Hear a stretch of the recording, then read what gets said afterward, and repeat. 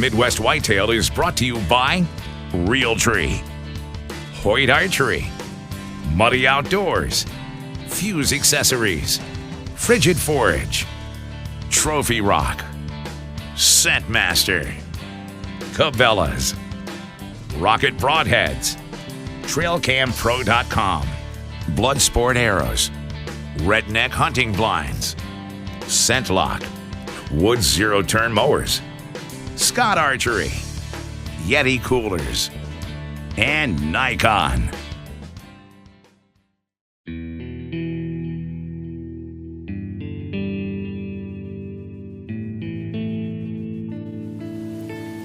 Welcome to Midwest Whitetail. Today is January 1st, and I'm real excited about tonight's hunt. We've got another classic late season evening here. Cold temperatures, sub-zero wind chill, snow's coming down. It's just perfect conditions for this late season hunting. And as you can see, tonight I'm sitting inside the cabin. And if you've watched the show over the years, especially back in 2008, 2009, Bill and the kids had a lot of exciting hunts from inside the cabin. Shot a lot of deer from in here, and just had a lot of action-packed hunts. So it's just kind of a unique way to hunt. We've hunted out of blinds plenty over food plots, but to be able to sit inside of an old cabin, there's deer mounts in here, deer skulls. It's just kind of a unique perspective. But it's also a killer setup. We've got about an acre and a half of standing soybeans out here and thick timber all around, light hunting pressure. It's really just a perfect late season setup.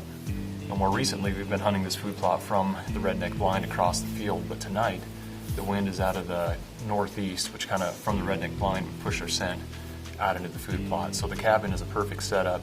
In fact, I hunted here last night and saw really good deer movement. Saw 20 plus does and fawns, a couple of small bucks. But I think it's really turned on now in the past couple of weeks with these cold temperatures and with the snow covering up some of the other food sources. The standing soybean plot is just dynamite. And there's several bucks that I would sure like to see. This summer we filmed two really good ones. A nice mature 8-pointer and a really nice clean 10-pointer. We filmed them pretty consistently, but we haven't seen them, since then, and we haven't picked them up on trail camera. So that's probably less likely. But there's another mature 8-pointer that we saw back in mid-October.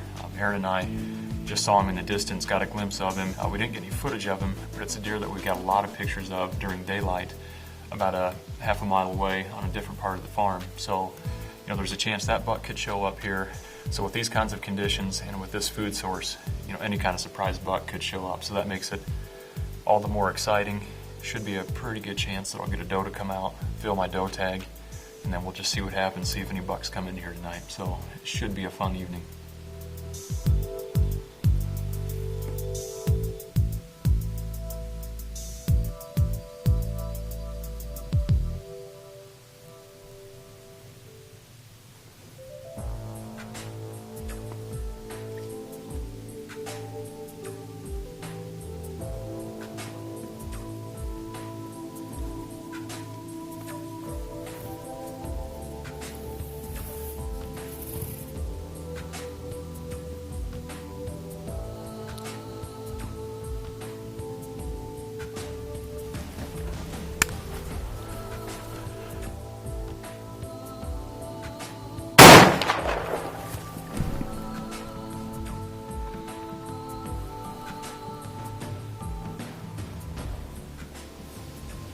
Well, that didn't take too long.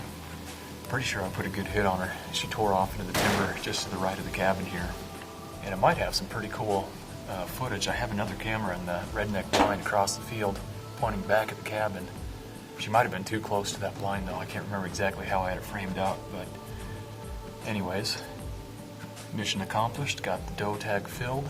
Now I'm going to reload and just sit back and see what happens for the rest of the evening, but that was fun. That was a good way to start things off.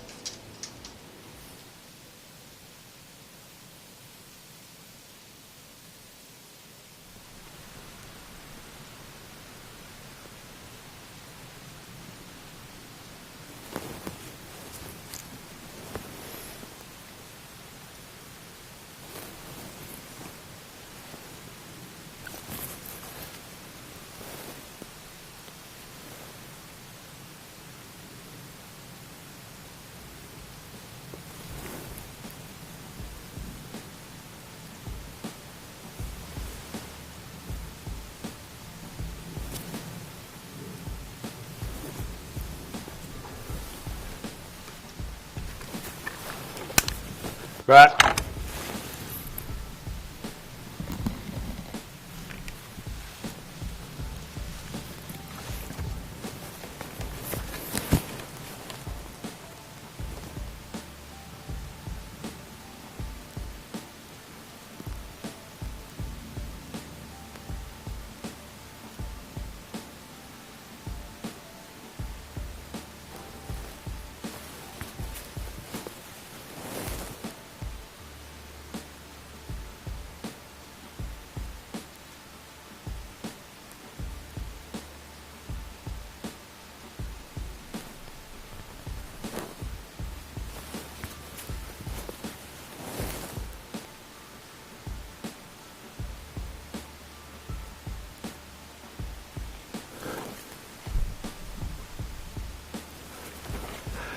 Brett. Brett. Brett.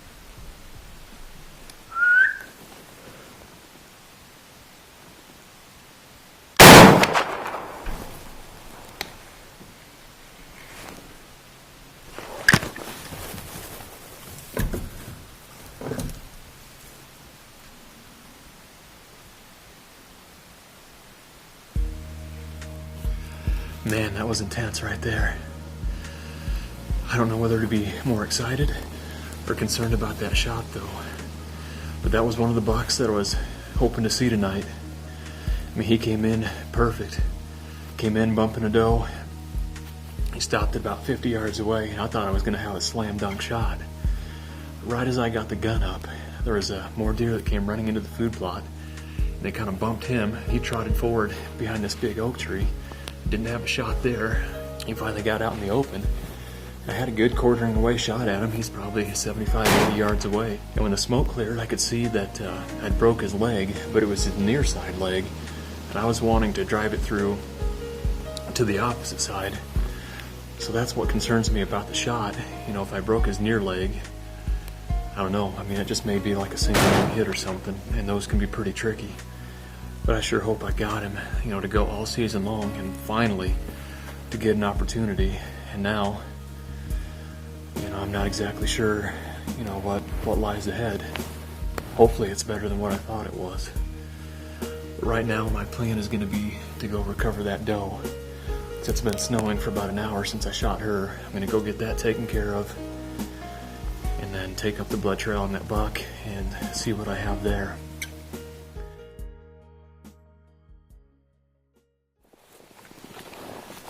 Well, it's the morning of January 2nd, and we just came back in to track that buck I shot last night. And what happened was, last night I went and found that doe immediately because she'd been laying out there for a while, and I was afraid the snow was going to cover her and cover the blood trail. So I found the doe, got her out of there, and then took up the trail on that buck and followed him for about 150 yards and came to this bed. It was clear that it wasn't a double lung shot, and I just backed out from there. So thankfully the snow had stopped falling, so I felt like, you know, I could leave the deer overnight and still have a blood trail in the morning. So that's where I'm at right now. From where I shot, the deer has made it about 150 yards. We'll see what happens.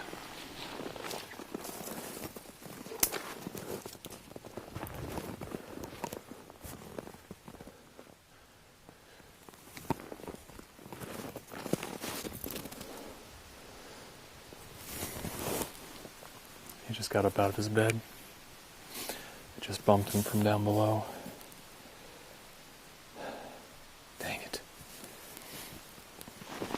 Well, it's not what I was hoping for. I just got up into this thick cover ahead of me here. And then there's been a series of beds along here, and then I heard something down below. He jumped up, he was bedded in a thick brush pile down in the ravine. Ran up the other side. I got a mark on him where he went across the ridge. I think I'm just gonna back out for a little while here. Hopefully he'll go bed back down again. Be able to get back on his blood trail. I mean, the only good thing is, with this fresh snow, I can keep on tracking him even if there's not much blood to follow. So, that's not how I wanted it to go. Well, it's mid-morning, and it's been about an hour since I've jumped that buck from his bed. If you look behind me here, you can see across the ravine That's where he came up out of. And this is a spot that I last marked. And now it's going to get into some really thick and gnarly cover here. And basically I'm just going to go slow and quiet as I can and just keep looking ahead and hope that either the deer will get up from his bed and I can get another shot at him, or ideally I would find him dead. But basically I think what it comes down to is a single lung hit. I think eventually I can catch up to him and hopefully wrap up the story on this buck. Well, we've gone about another 100 yards. We're about to get into some pretty thick cover here. I can see his trail ahead of me. I just keep hoping that maybe I'm going to see him bedded on a hillside. And if he stands up, I can get a shot at him or something. But anyways, we're going to get into some thick cover here. My guess is if he's going to bed down again, it's probably going to be here real soon. Because he's gone, a couple 100 yards from where I originally jumped him. So if he's hurting that bad, he should be wanting to bed down again.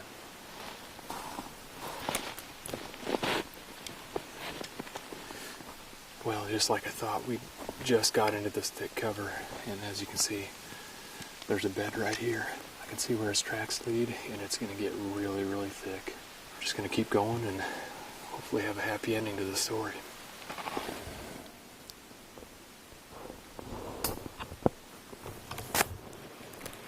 Oh, there he is. Hold on, Aaron. He's in his bed right here. He's got his head up.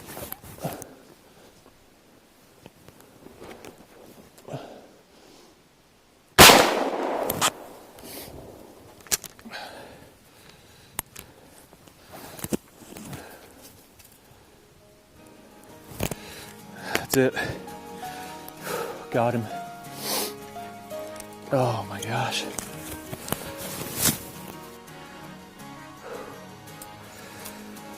Well,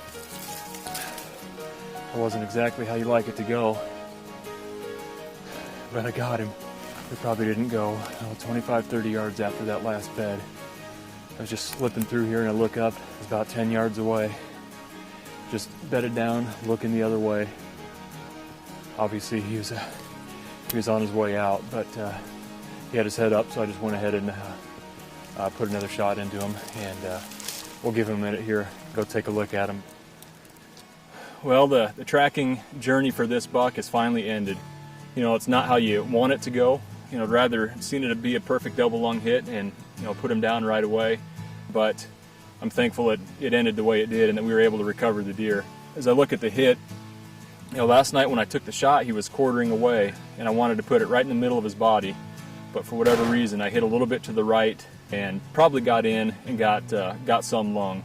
It was just kind of a roller coaster of emotion as I was blood trailing there. I just felt like I was going to find him at any point. But that's when he jumped up out of his bed, and I watched him run up a ridge, stop and look back, and my heart sank. I mean, he looked like he had a lot of steam left in him.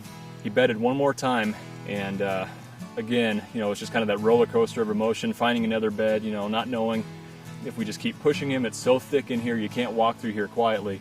And then that's when Aaron and I looked up and saw him. He was about 10 yards away, bedded down, and that was it.